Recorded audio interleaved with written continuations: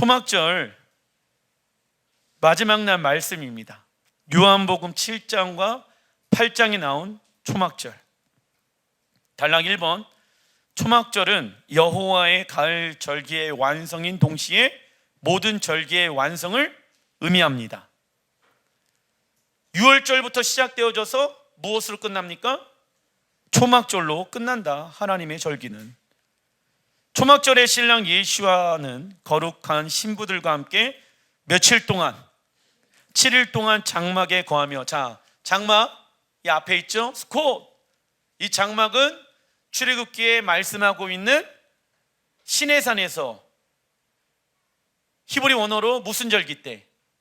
샵오트, 오순절 날에 신랑 하나님이 신부 이스라엘과 함께 살자. 그리고 너희들이 살아가는 그 장막은 튼튼하게 만들지 말아라. 왜요? 내가 너희들에게 말하면은 즉각적으로 순종할 수 있는 훈련을 해야 하기 때문에 너희들은 광야에서 어떠한 삶을 살아가라. 나그네의 삶을 살아가라. 너희들의 진짜 고향은 어디다?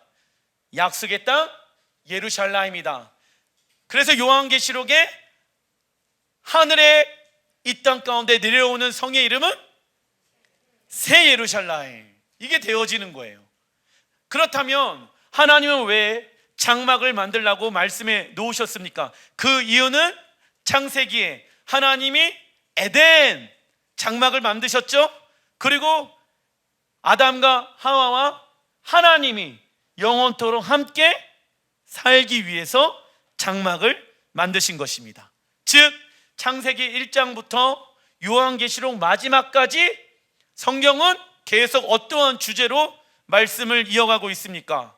에덴 동산의 회복에 집중하고 있는 것입니다. 우리의 육체는 임시 거처일 뿐 초막절에 영원한 처소 새 예루살렘이 이 땅 가운데 내려오게 되어집니다. 그래서 초막절에는요, 어떠한 훈련을 해야 합니까? 나그네 삶, 나그네 삶의 훈련을 해야 한다. 나그네의 특징이 있지요. 읽어보겠습니다. 시작. 삶이 단순하며 언제든지 떠날 준비를 합니다. 여러분들, 짐이 많으면 하나님이 말씀하셨을 때 떠날 수가 없겠지요. 주님이 오셨을 때 즉각적으로 우리는 휴거 당해야 합니다. 근데 짐이 많으면, 들고 갈 게 많으면은, 추석 때 남은 음식 냉장고에 많은데 이거 다 싸가지고 가야 되는데, 그러면 출애굽할 수 있습니까? 없습니까? 없습니다. 우리는 하나님의 말씀하시면 세상 모든 것을 다 내려놓고 언제든지 순종할 자세를 가지고 있어야 한다. 솔로몬 왕은 세상의 좋은 것을 다 경험해 보았지만 하나님과 멀어진 삶은 모든 것이 어떠하다는 것을 깨닫게 되어집니까?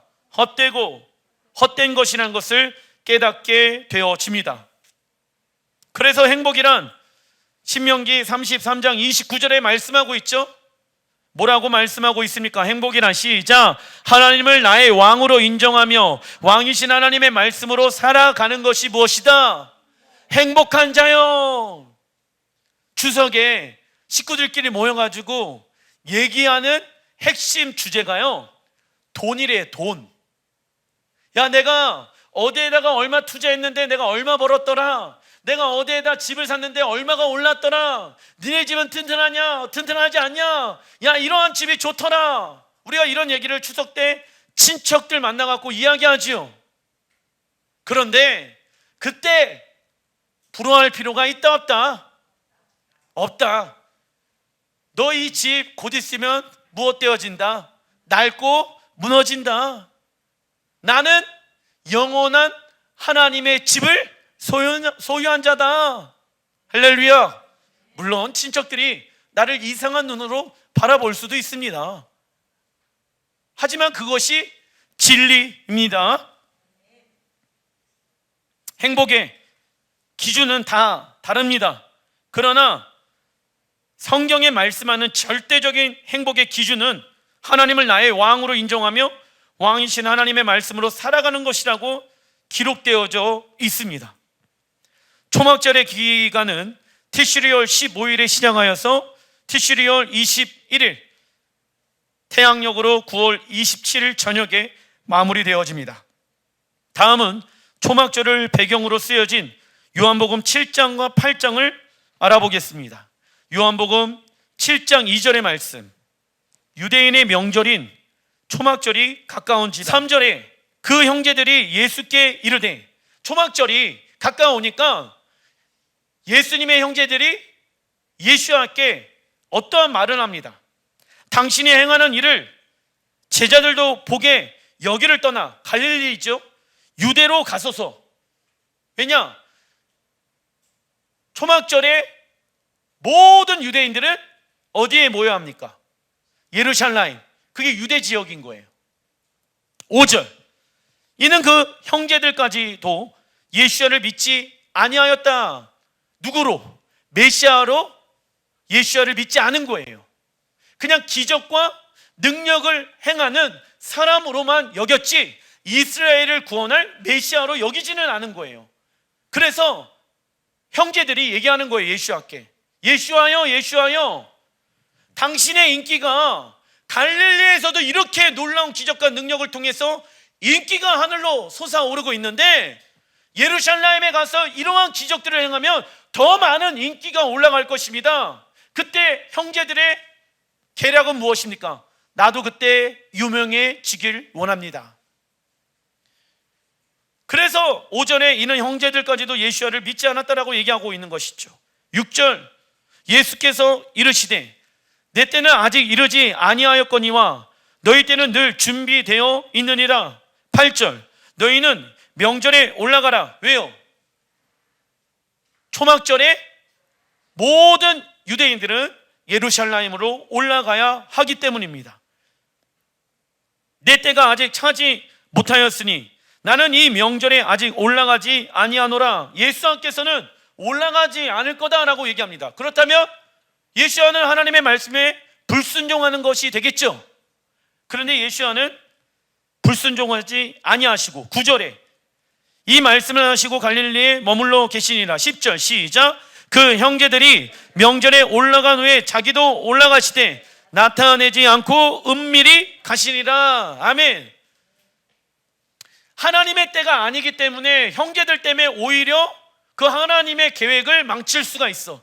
그래서 형제들의 원래 목적을 예수와는 알고 있었기 때문에 따로 가자. 이스라엘 사람들은 초막절을 지키기 위해 예루살렘으로 올라가고 있습니다. 이때 예수와는 갈릴리에 남아 계셨지요. 이에 예수와의 형제들은 예수와 함께 예루살렘으로 올라가 기적을 행할 것을 부추깁니다. 그들은 예수와를 메시아로 인정하기보다는 예수와 안에 있는 능력을 통해 예수와의 인기가 올라갈 수 있을 것이라고 생각하였습니다. 그들은 예수와께서 오신 목적은 제쳐두고 눈에 보이는 무엇만 찾고 있었습니까? 이익만 찾고 있었습니다. 제가 말씀드렸죠. 하나님을 믿는 이유가 마치 예수와의 형제들이 예수와를 믿는 것처럼 하나님을 자판기로 여기면 된다, 안 된다? 내가 하나님 앞에 기도하면 당연히 하나님이 내 기도 응답해 줘야 되는 거 아니야? 하나님은 자판기가 맞다, 아니다? 근데 많은 이들이 하나님을 떠나는 이유 중에 하나가 하나님은 나의 기도에 응답해 주지 않았기 때문에 내가 삐져서 하나님을 믿지 않는다, 이렇게 하나님을 버리는 사람들이 있습니다. 여러분들 친구들이 자기가 원하는 어떠한 요구를 들어주지 않았다고 해갖고 넌 친구도 아니다라고 떠나면은 어이가 없겠죠. 동일한 거예요. 하나님은 자판기가 아닙니다. 하나님은 인격적이시고 온 우주와 천지 만물을 창조하신 하나님이십니다. 예를 들어서 만약에 여기 있는 사람 모든 사람들의 기도를 하나님이 들어주시면, 예를 들어서 우리 모두 다 하나님 100억만 주십시오. 그러면 공평합니까? 불공평합니까? 공평해요? 불공평하죠. 누구는 열심히 일해가지고 힘들게 수고하고 땀 흘리면서 100억 벌었는데 나는 그냥 도둑놈 심부로 100억 주세요 이러고 있는 거잖아요. 공부도 안 했는데 나 좋은 대학 가게 해주세요. 말이 된다, 안 된다? 우리는 하나님을 믿는 것이 우리에게 이익이 되면 믿고 이익이 되지 않으면 안 믿는 어떠한 종교 생활을 벗어나야 할까요? 계산적인 종교 생활 적어놔 주십시오. 계산적인 종교 생활에서 벗어나야 합니다. 제발 부탁드립니다. 계산적으로 계산기 돌리면서 종교 생활하면 안 됩니다. 왜냐? 이익과 손해의 관점으로 하나님을 믿는다면 하나님의 말씀에 즉각적으로 무엇을 할 수가 없습니까? 순종할 수 없는 거예요. 그러니까 자꾸 딜을 하려고 하죠. 하나님, 요거 해주면 내가 이렇게 순종할게요. 하나님, 우리 자녀들 대학만 가면 내가 주님을 위해서 헌신하겠습니다. 애야, 내가 그런 거 한두 번 들었겠냐? 지금부터 순종하면 내가 너희들의 자녀들을 책임져 주리라. 아시겠죠? 하나님이 이렇게 말씀하셔. 근데 이런 음성은 들려요, 안 들려요? 안 들리고 하나님, 계속 하나님 백일기도 하는 이유가 우리 자녀 잘 먹고 잘 살 수 있도록, 물론 그 기도가 나쁘다고 얘기하는 게 아니에요. 하나님은 우리에게 무엇을 주길 원하십니까? 복을 주시길 원하십니다. 그러나 그 신앙은 어린아이의 신앙인 거예요. 자라나야 합니다. 계산적인 신앙생활에서 벗어나야 합니다. 왜요? 결국 그런 어린아이의 신앙 가운데 있다 보면은 누구에 대해서 오해할까요? 하나님에 대해서 오해합니다. 부모를 인격적으로 대하지 아니하고 부모한테 맨날 엄마 돈, 아빠 돈, 계산적으로 부모한테 접근한다라고 하면은 왜 내가 돈 달라고 할 때 계속 주지 않아? 아이들은 부모를 오해합니다. 부모가 자녀들에게 돈을 주지 않는 이유는 그 자녀가 그 돈으로 인해서 잘못된 길로 갈 수 있기 때문에 돈을 주지 않는 것이겠죠. 그런데 언제 오해하고 있는 거예요? 요한복음 7장 10절 중간 1번, 형제들이 명절에 올라간 후에 자기도 올라가시되 나타내지 않고 은밀히 가시리라. 14절, 이미 명절의 중간이 돼요. 지금 시간인 거예요. 중간, 초막절 7일간의 중간 시간에 예수님께서 성전에 올라가서 가르치시니 예수님께서 대답하여 이르시되 내 교훈. 자, 예수님께서 성전에 올라가서 예수님의 교훈을 얘기하잖아요. 그죠? 그런데 여기에서 얘기하는 교훈은요, 예수님이 하고 싶은 얘기를 하는 게 아니라 무엇을 얘기하는 것일까요? 토라의 교훈인 거예요. 그거에 대해서 제가 좀 이따 말씀을 통해 증명해 드리겠습니다. 내 교훈은 내 것이 아니래요. 그죠? 나를 보내신 이의 것이다. 하나님의 말씀이다. 그게 무엇입니까? 토라. 놀랍죠? 17절 현대인 성경으로 누구든지 하나님의 뜻을 실천하고자 하면 내 교훈이 하나님에게서 온 것인지 내 마음대로 말한 것인지 알게 될 것이다. 자기 마음대로 말하는 사람은 자기의 영광만을 추구하지만 자기를 보내신 분의 영광을 위해 일하는 사람은 진실한 사람이다. 그런 사람에게는 거짓이 있을 수 없다. 초막절에 예수야는 예루살렘에 은밀히 올라갑니다. 조심스럽게 올라가지요. 이렇게 행하시는 이유는 예수야가 다시 오실 때 무엇으로? 도둑과 같이 오는 것을 예표하는 것입니다. 그리고 왜냐? 초막절에 무엇이 열립니까? 7일 혼인잔치와 천년왕국이 시작되어지잖아. 그런데 그때를 아는 사람들은 깨어있는 사람들, 우리 안수 집사님이 기도해 주셨잖아요. 그때를 알지 못해요. 정확하게 몇 년도에 예수님께서 오실지는 아무도 몰라요. 그러나 어떠한 절기 가운데 예수님가 오실 것을 우리는 알고 있습니다. 데살로니가에 보게 되어지면 마지막 때에 대해서 너희들에게 쓸 것이 없다라고 말씀하고 있죠. 왜? 절기에 대해서 알고 있기 때문에. 그리고 초막절 중간에 성전에서 예수님은 말씀을 가르치시는데 그 내용은 다음과 같습니다.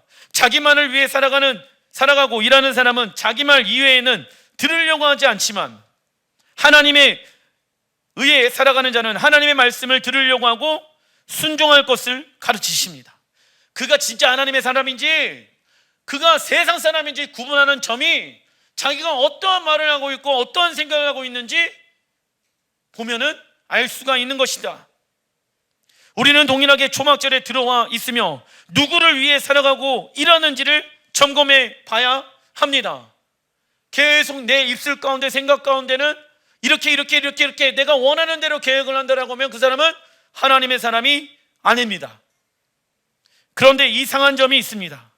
예수님께서 은밀히 성전에 올라가셨는데 굳이 사람들이 많이 모여있는 성전에서 설교할 필요가 있습니까 없습니까? 이런 생각은 안 해보셨습니까? 은밀히 올라가셨는데 그러면 은밀히 숨어 있어야 될 거 아니에요, 그렇죠? 그런데 가장 많은 이들이 모여있는 장막절 풍경입니다. 저 뒤에 에어컨 옆에 있는 그림 있죠? 저희 기도 숄더를 다 쓰고 있잖아요. 그 기도 숄더가 개인 장막, 개인 집인 거예요. 장막절에 가면은 모든 이스라엘 유대인들이 저 기도 숄더를 쓰고 기도하고 있습니다. 이 장막은 이 장막을 얘기하는 거거든. 이해되시죠? 이제 엄청나게 많은 사람들이 모였는데 그 성전에서 무엇을 가르치고 계십니까? 토라를 가르치고 있는 거예요. 지금 이해가 되지 않습니다. 그런데 성경은 이렇게 말씀하고 있습니다. 신명기 31장 10절, 모세가 그들에게 명령하여 이르기를 매 7년 끝에 곧 면제년의 초막절에 온 이스라엘이 내 하나님 여호와 그가 택하신 곳 어딜까요? 예루살렘. 자, 약속의 땅에 들어가기 전이죠. 하나님이 택하신 곳이 어딘지를 몰라요, 이스라엘 백성들은. 그러나 하나님이 택하신 곳이 있다라고 말씀하는 거예요. 근데 우리는 알고 있죠. 그곳이 어디입니까? 예루살렘.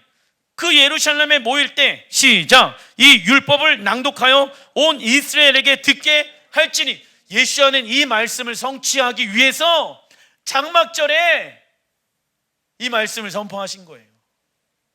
온 이스라엘이여 들으라. 내 말은 나의 생각과 나의 가르침이 아니라 하늘에서부터 너희들에게 말씀하신 토라의 가르침이다. 들으라. 왜? 그때는 숨어 있으면 안 돼요. 하나님의 말씀을 선포해야 되는 거예요. 내가 장막절을 이루기 위해 이 땅 가운데 다시 올 것이다. 예수님은 말씀하십니다. 그 내용이 미가서 4장 1절에도 나와 있죠.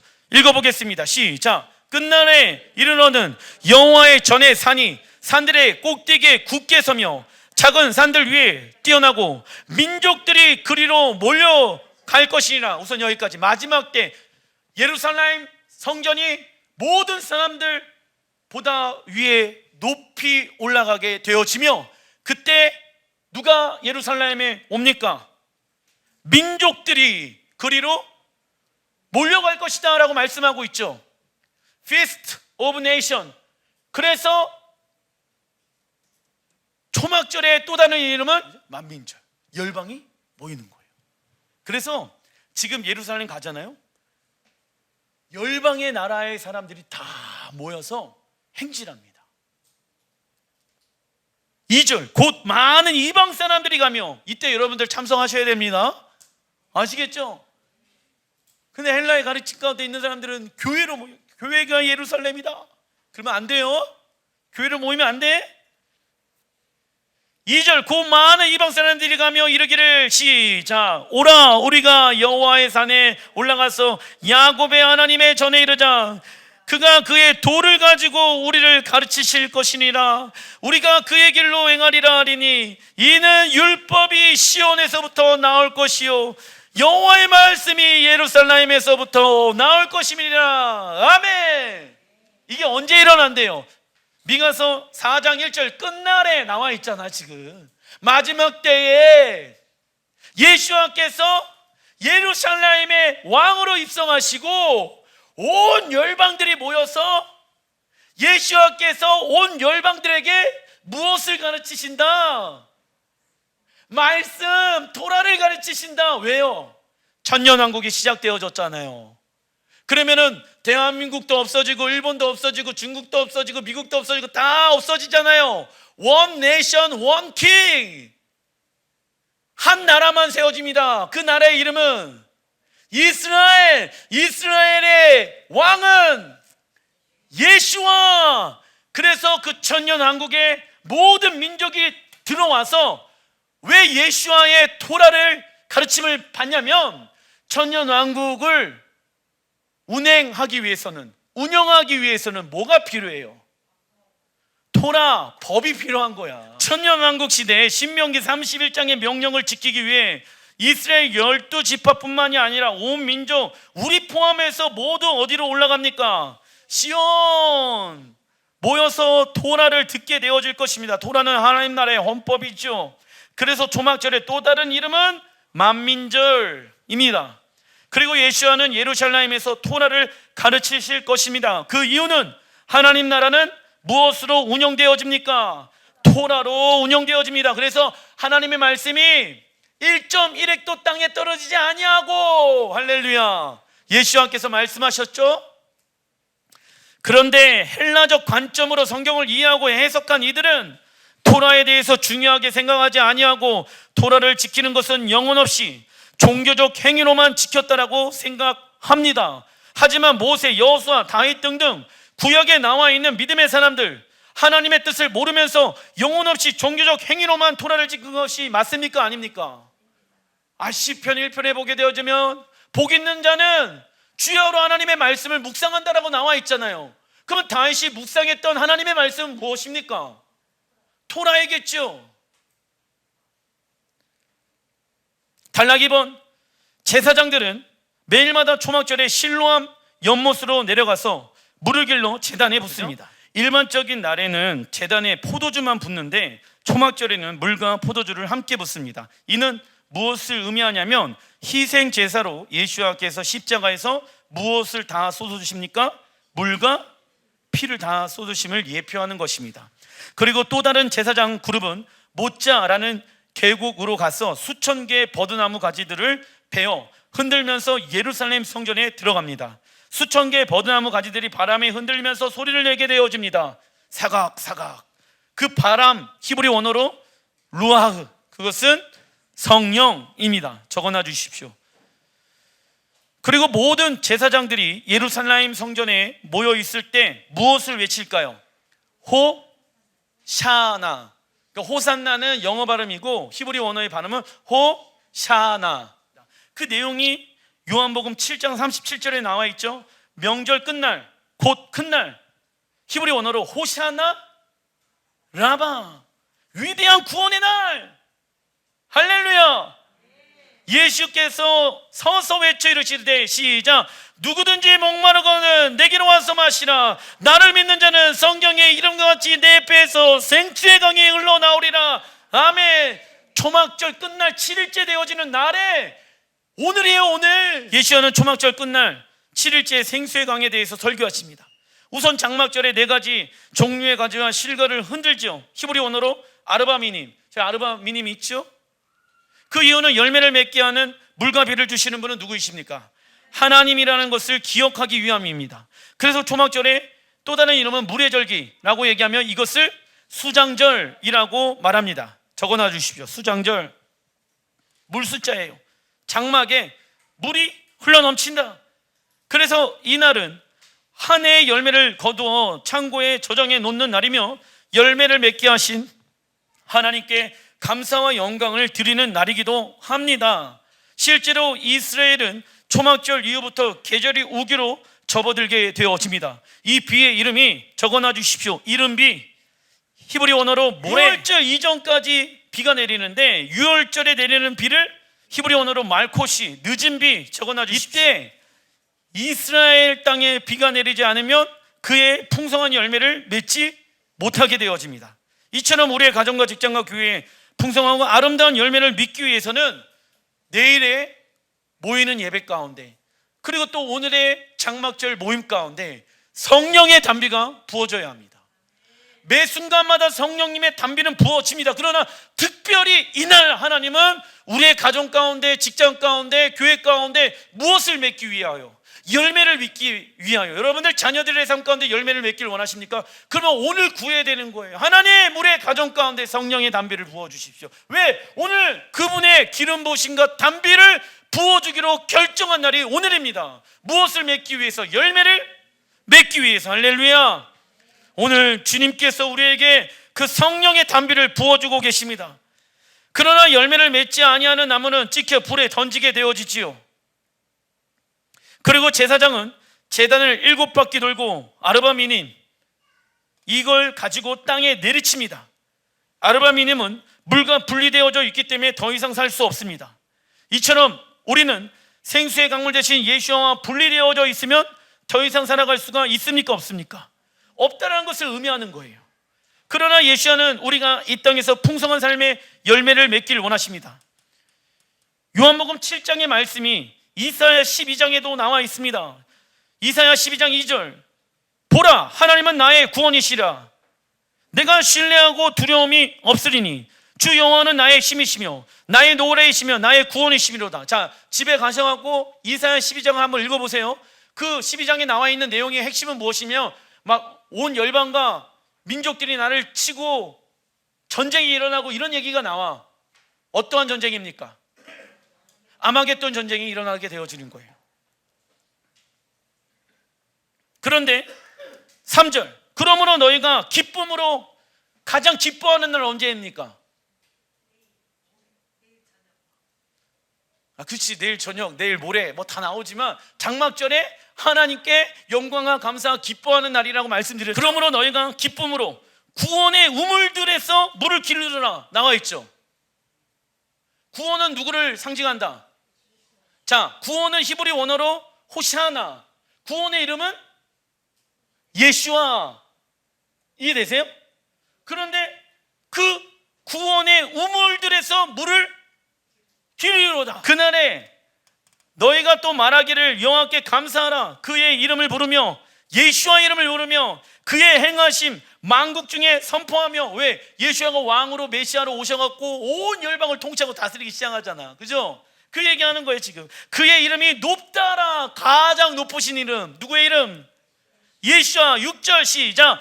시온의 주민아 소리 높여 부르라. 이스라엘의 거룩하신 이가 너희 중에서 크심이라 할 것이니라. 아멘. 세상에서 가장 위대한 왕 예수와, 그가 온 열방을 통치하는 때가 올 것이다. 그때 많은 이들이, 만민절, 올레이션스, 모든 민족과 열방들이 물을 신뢰하면서 길러다가 번제단을 드리면서 주님께 영광과 감사와 찬양을 올려드릴 것이다. 이사야에 말씀하고 있죠. 이사야 12장은 초막절에 부르는 노래입니다. 3절에 구원에 해당되어지는 히브리어는 예수아이죠. 이처럼 요한복음 7장은 예루살렘 성전에 모여있는 이스라엘 백성들이 너희가 기쁨으로 구원의 우물들에서 물을 기르러 오르노다 하며 노래하는 순간 예수아가 들었겠죠. 예수아가 설교하고 계실 때, 성전에서 설교하시는데 이 노래가 들려오는 거예요. 지금 한쪽에서는 너희가 기쁨으로 구원의 우물들에서 물을 기르리로다 노래를 부르고 있는 거야. 제사장들이, 수천 명의 사람들이. 그때 예수님께서 어떤 얘기를 하신 것입니까? 내가 생명의 근원이니 누구든지 목마르거든 와서 마셔라. 예수를 믿는 자들은 그 배에서 무엇이 흘러나온다. 놀랍죠? 히브리적 관점이 없으면 이 숨겨져 있는 내용들에 대해서 모르는 거예요. 이와 관련되어진 또 다른 말씀입니다.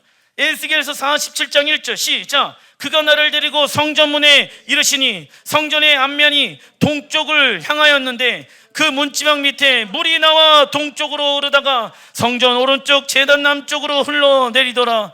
그가 내게 이르시되 이 물이 동쪽으로 향하여 흘러 아라바로 내려가서 바다에 이르리니 이 흘러내리는 물로 그 바다의 물이 되살아나니라. 어떠한 바다? 사해바다. 지금 죽어있는 사해바다. 생물이 살고 있지 않죠. 12절 시작. 강 좌우가에는 각종 먹을 과실나무가 자라서 그 잎이 시들지 아니하며 열매가 끊이지 아니하고 달마다 새 열매를 맺으리니 그 물에 송소를 통하여 나옴이라. 그 열매는 먹을 만하고 그 잎사귀는 약재료가 되리라. 자, 우선은 새 열매를 맺으리니 달마다 나와 있죠. 무엇을 의미한다? 월삭 때마다 하나님은 우리가 하나님의 열매를 맺기를 원하신다. 할렐루야. 달마다 새로운 열매를 하나님은 맺기를 원하신다. 그리고 그 열매를 먹고 마시는 자들 치유가 되어지고 생명이 살아나게 되어지고 무엇의 회복일까요? 에덴 동산의 회복인 것입니다. 에스겔 선지자는 천년왕국 시대의 예루살렘 성전에 물이 흘러 발목과 무릎과 허리와 머리까지 차게 되어지는 환상을 보게 되어집니다. 그리고 예루살렘 성전에서 생수가 솟아나와 죽어있는 사해바다가 다시 살아나며 예루살렘 성전은 생명이 넘쳐나게 되어집니다. 이 모습은 창세기 2장에 나와 있는 에덴에서 흘러나와 동산을 적시는 생명수의 회복을 의미하지요. 즉 예루살렘 성전은 무엇으로 회복되어집니까? 에덴 동산의 모습으로 회복되어집니다. 예시야는 자신을 예루살렘 성전으로 표현하고 계시며 그 성전에서 생수의 강물이 흘러나와 많은 이들을 살리는 역사가 일어나게 될 것이라고 예언하고 있는 것입니다. 그러나 천년왕국이 시작되어졌는데 예루살렘으로 올라오지 아니하는 민족에게는 무엇이 내리지 않습니까? 비가 내리지 않는다. 농사를 짓는 데 있어서 가장 중요한 것은 무엇입니까? 비예요. 비. 사료가 아니라 비가 내리지 않는다라고 하면은 먹을 것이 없게 되어집니다. 그래서 만민절에 다 모든 열방이 주님께 나와야지 이 땅에 비가 내리게 되어지는 것이에요. 다음은 우리가 조심해야 될 것이 있습니다. 이스라엘 백성들이 생수의 근원 되신 하나님을 버렸지요. 예레미야 2장 13절 시작. 내 백성이 두 가지 악을 행하였나니 곧 그들이 생수의 근원 되는 나를 버린 것과 스스로 웅덩이를 판 것인데 그것은 그 물로 가두지 못할 터진 웅덩이들이니라. 사람이 두 가지 악은 무엇입니까? 생수의 근원 대신 하나님을 버린 것과 스스로 웅덩이를 판 것입니다. 하나님은 사람의 마음을 만드실 때 어떠한 마음으로 창조하셨을까요? 영혼을 사모하는 마음. 전도서 3장 11절에 하나님이 우리들의 마음을 만드실 때 무엇을 사모하는 마음? 영혼을 사모하는 마음. 근데 영혼이라는 것은 한 가지밖에 없습니다. 영원하신 하나님의 사랑이지요. 그죠? 사람들은 새로운 것들을 가지고 우리의 마음을 채우려고 합니다. 어떤 사람은 게임에, 어떤 사람은 도박에, 어떤 사람은 이성에. 그러나 내 목마름은 채워지지 아니하고 게임을 하면 언젠가는 질리고 이성관계의 만남 가운데 들어가다 보면 언젠가는 서로가 서로를 상처 주게 되어지고 돈이 내 마음을 채워주지 못하는 것이 현실입니다. 술이, 친구들이 내 마음을 채워주지 못합니다. 그때뿐이죠. 술 먹고 다음에도 계속 내 마음은 공허해집니다. 그 이유가 왜 그렇습니까? 생수의 근원 대신 하나님을 버린 것과 우리의 마음이 지금 무엇 되어져 있습니까? 구멍 나 있다. 구멍 나 있는 것을 모르고 계속 마시고 계속 먹고 계속 게임하고 계속 세상을 위해서 살아가다 보면은 그 순간은 즐거울 수 있겠지만 그 영혼은 행복하지 못한 것입니다. 다른 것으로 채워지기 시작하면 그것은 오래가지 못하지요. 더 자극적이고 세상의 것들로 채우려고 노력합니다. 이때 인간의 죄악이 세상에 나오는 것입니다. 이처럼 사단의 최종적인 목적은 무엇입니까? 하나님과 관계를 멀어지게 하는 것입니다. 달락스 한번 초막절 기간은 7일이지만 하나님은 초막절 8일째 되는 날을 안식일로 지키라고 말씀하십니다. 그 날의 이름은 셰미니 아체렛입니다. 그리고 이 날을 하나님 안에서 안식하면서 우리에게 토라를 주셨다는 사실로 인해 기뻐하는 날로 시마 토라, 토라의 기쁨, 이 날도 주셨지요. 왜냐? 자, 토라 포션이 다시 창세기로 넘어가는 게 이번 주간이거든요. 하나님의 말씀은 계속 반복되어지지만 날마다 새롭고 날마다 새로운 계시와 새로운 은혜가 우리의 심령 가운데 풀어지기 시작합니다.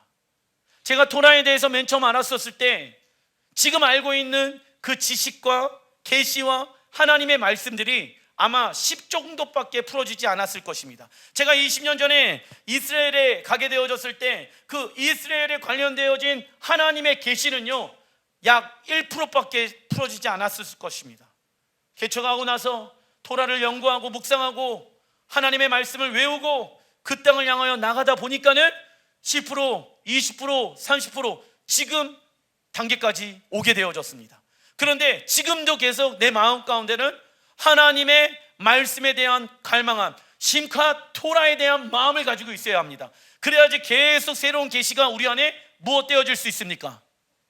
풀어질 수가 있는 거예요. 하나님의 말씀은 동일하지만 풀어지는 계시는 다른 거예요. 믿으십니까? 야, 이 말씀이 이런 거였어? 라는 계시가 있게 되어집니다. 그러나 심하 토라를 경험하지 못하는 사람들이 있죠. 과거에 묶여있는 사람들, 헬라의 가르침 가운데 있는 사람들은 심하 토라를 경험할 수가 없습니다. 이 날이 요한복음 8장에 나옵니다. 요한복음 8장 2절, 아침에, 아까 이제 명절 끝날이었잖아요. 하루가 지났잖아요. 아침이잖아, 그죠? 아침에 다시 예수님께서 어디로 가십니까? 성전으로 들어오시니 백성이 다 나오는지라 앉아서 그들을 가르치시더니. 왜요? 이사야 12장 3절의 말씀, 미가서 말씀을 성취하기 위해서. 3절, 서기관들과 바리새인들이 음행 중에 잡힌 여자를 끌고 와서 가운데 세우고. 무슨 얘기냐면, 자, 어저께 서기관과 바리새인들에게 내가 생수의 강물이다, 나에게 나와라. 근데 바리새인들이 예수님께 나왔어요, 안 나왔어요? 생수의 근원 대신 하나님을 버렸잖아, 그죠? 그래갖고 나는 예수아가 저렇게 인기가 많은 것이 만족스럽지가 않아. 어떻게 하면 예수아를 골탕 먹일까? 이 고민을 하는 거예요 지금. 그래서 바리새인들이 서기관들과 함께 음행 중에 잡힌 여자를 끌고 와서 가운데 세우고. 4절, 예수께 말하여 선생이여, 비꼬는 거예요 지금. 당신이 미가서 말씀과 이사야 12장의 말씀을 성취하기 위해서 토라를 가르치고 있는 티칭 선생님이라고 얘기했잖아. 선생이여, 이 여자가 간음하다가 현장에 잡혔나이다. 모세는 율법에 이러한 여자를 돌로 치나 명하였거니와 선생은 어떻게 말하겠나이까? 그들이 이렇게 말하면 고발할 조건을 얻고자 하여 예수를 시험함이 이르라. 예수께서 몸을 굽히사 손가락으로 땅에 쓰니 이에 일어나 이르시되 너희 중에 죄 없는 자가 먼저 돌로 치라 하시고. 무슨 얘기냐면, 안식날이라고 하나님이 이제 말씀해 놓으셨잖아. 근데 안식날에는 어떠한 일을 하면 됩니까, 안 됩니까? 돌을 치는 일도 물론 가늠한 사람이 있다라고 하면은 돌로 치라고도 나와 있어요. 근데 이 돌로 치는 행위 또한 안식일에는 하면 된다, 안 된다? 왜냐, 안식일은 안식하는 날이거든, 거룩한 날이거든. 살인을 할 수가 없어. 무슨 얘기인지 이해되세요? 그런데 이러한 속임수를 가지고, 율법의 말씀을 가지고 와갖고 예수를 골탕 먹이려고 당신이 어떻게 하는지 한번 내가 보겠어, 이건 거야 지금. 안식일에 일하면 안 돼? 돌 던지면 안 돼? 그런데 토라에는 이 여자를 돌로 치라고 나와 있잖아. 어떻게 하시겠습니까?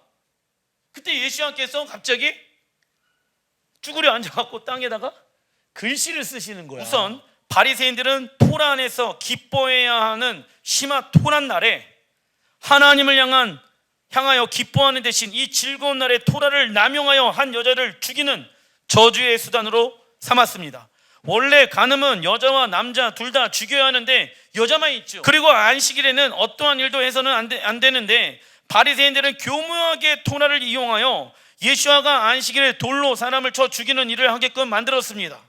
바리새인들은 예수아의 인기를 시기하였으며 그가 메시아라는 것을 인정하기 싫었다. 그래서 예수아가 율법을 어겼다는 구실을 찾으려고 시험한 것입니다. 그때 예수아는 몸을 굽히시고 손가락으로 땅에 무언가를 쓰시면서 죄 없는 자가 먼저 돌로 치라고 말씀하십니다. 그렇다면 땅에 쓴 글씨의 내용은 무엇일까요? 예레미야 17장 13절에 말씀하고 있습니다. 이스라엘의 소망이신 여호와여, 무릇 주를 버리는 자, 생수의 근원 대신 하나님을 버리는 자, 이게 이어지는 거예요 지금. 예레미야 아까 2장의 말씀과 무릇 주를 버리는 자는 다 수치를 당할 것이라. 무릇 시작, 여호와를 떠나는 자는 흙의 기록이 되오리니 이는 생수의 근원이신 여호와를 버림이다. 아멘. 놀랍죠? 생수의 근원 대신 예수야를 셰미네 아짜레 전에 초막절 7일째 버렸잖아. 생수의 근원 대신 예수야를 받아들이지 않았잖아. 그래갖고 예수야를 골탕 먹이려고 그 다음날 와갖고 심카토라, 가장 기쁜 토라의 새로운 날 가운데 왔는데, 그때 예레미야 17장 13절의 말씀을 예수야께서 알고 계셔서 생수의 근원 대신 여호와를 버린 바리새인들과 서기관들의 이름을 땅에 기록하신 거예요. 왜냐? 무릇 여호와를 떠나는 자는 어디에 기록된다? 흙에 기록되어진다라고 나와 있습니까? 바리새인들의 이름을 알았을까요? 몰랐을까요? 예수야는 알았죠. 서기관들의 이름을 알았을까요? 몰랐을까요? 알았죠. 왜? 초자연적인 능력을 가지고 계신 분이기 때문에. 죄 없는 자는 돌로 치라 라고 말씀하잖아요. 순순히 그들이 떠난 이유가 자신들의 이름이 어디에 적혀져 있어요? 땅에, 흙에 적혀져 있는 거예요. 근데 바리새인들은 토라에 능통한 자들이잖아. 예레미야 17장 13절의 말씀을 알았다 몰랐다. 근데 본인들은 굳건하게 믿고 있었어. 우리는 생수의 근원 대신 하나님을 버리지 않았다. 이해되십니까? 본인들은 종교적인 행위를 하고 있기 때문에, 내가 교회 나오고 11조하고 토라를 지키고 있기 때문에 나는 생수의 근원 대신 하나님을 버린 적이 없어. 근데 하나님은, 예수야는 너는 나를 버렸어. 너희들의 모든 종교적인 행위의 중심 가운데 생수의 근원 대신 예수야가 있다 없다? 없다. 너는 종교의 영에 사로잡혀 있는 거야. 예수야께서 이 말씀하신 것입니다. 바리새인들은 초막절 7일째 되어지는 날에 생수의 근원 대신 예수야를 버렸습니다. 그리고 다음날 초막절 8일이죠. 바리새인들은 예수야를 정죄하기 위해 가늠한 여자를 데려왔습니다. 이때 예수야는 생수의 근원이신 자신을 떠나는 자는 흙에 기록한다는 것을 알고 있었다. 그리고 바리새인들의 이름을 흙에 기록하신 것입니다. 이 모습을 본 바리새인들은 양심의 가책을 받아 그 자리를 급히 떠나게 되어집니다. 이러한 일들이 초막절 기간 중에 일어났습니다. 이처럼 사람들은 지금도 하늘 높이 치솟는 건물을 만들고 그 건물에 들어가길 원합니다. 그곳이 안전하다라고 생각합니다. 그러나 하나님의 백성들은 하나님만을 의지할 수밖에 없는 장막 안으로 들어가야 합니다. 믿으십니까? 이 장막 안으로 들어가야 된다고 10억짜리 20억짜리 아파트에 들어가려고 용쓰고 애쓰고 돈 벌는 이유가 아니라, 이 장막 허술하지만 이 안에 하나님이 계시기 때문에, 새 예루살렘 성전이 이 땅에 내려온다는 것을 우리는 믿기 때문에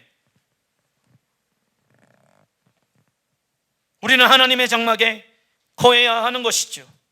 그렇다면 우리의 안전은 사람이 지은 건물 안에 있습니까? 아니면 하나님이 우리를 위해 준비하신 새 예루살렘에 있습니까? 진짜 안전한 사람은 돈 많고 건강한 사람이 아닙니다. 세상을 창조하신 하나님과 동행하는 자가 세상에서 가장 안전한 자입니다. 기도하겠습니다.